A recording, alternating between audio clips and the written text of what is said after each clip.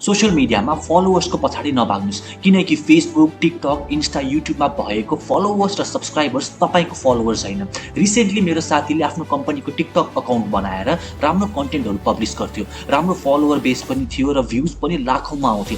तर केही दिन अगाडि उसको टिकटक अकाउन्ट टिकटकले पर्मनेन्टली डिसेबल गरिदियो। रिजन थियो कम्युनिटी गाइडलाइन्स भायोलेट गर्यो रे। अब सोच्नुस् बिचराले यत्रो मेहनत गरेर फलोवर्स गेन गर्यो, लाखौं भ्युज ल्यायो र एक रातमै उसको अकाउन्ट डिसेबल भयो। कति तनाव।